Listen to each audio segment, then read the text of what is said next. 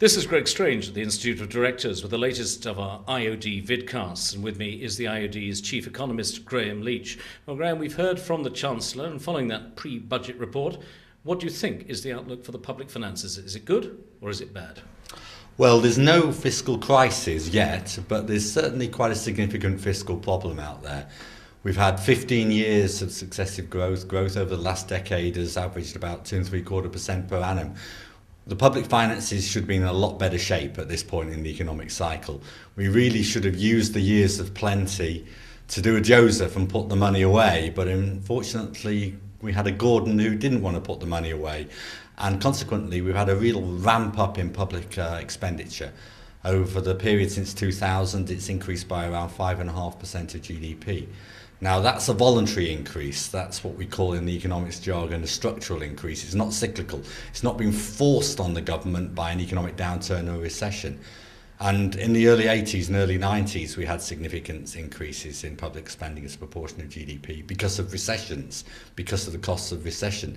This time round, we've had an even bigger increase, and it's been all voluntary. So there's not much cover, which doesn't sound very prudent. What happens if the economy falters? Well, let's hope the economy doesn't falter. The Chancellor's assuming that there'll be sort of 2.5–2.75% growth over the coming years. And he's also assuming that he can implement a very tight squeeze on public spending. The comprehensive spending review overall total is for 2% per annum growth in public spending.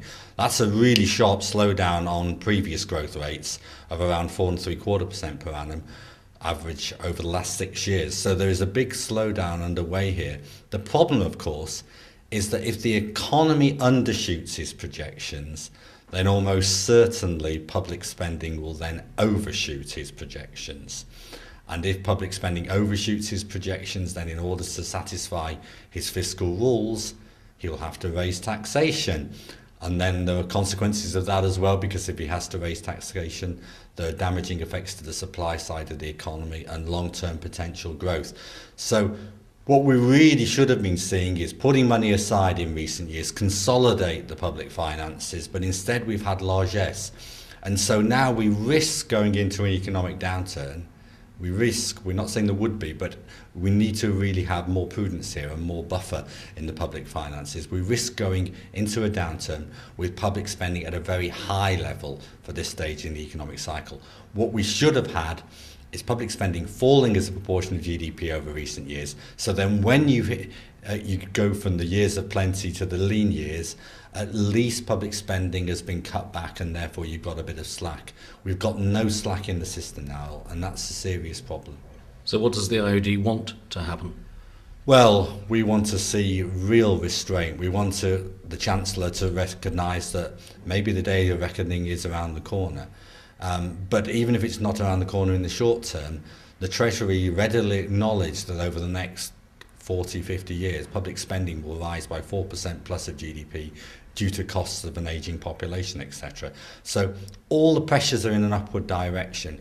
And so what we need to do is see restraint and some real concerted effort in the other direction. The IoD has called for 1.5% per annum spending growth over the coming years. Government's projecting 2%. Yes, it's a slowdown, but we don't think it's far enough. What's more, we don't think it's long enough. We think 1.5% per annum growth needs to be sustained, not just for one, but 2 comprehensive spending reviews. Now, you may say that's austere, that's a shock, but really it's just the flip side of an irresponsible build-up in spending in recent years.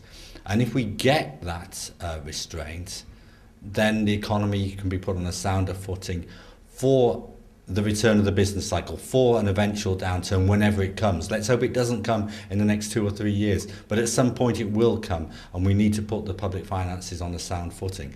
The danger here, of course, is that you need 2 things. We need the time to implement such a slowdown in public spending, and also you need the political will to do it. Unfortunately, we may have neither.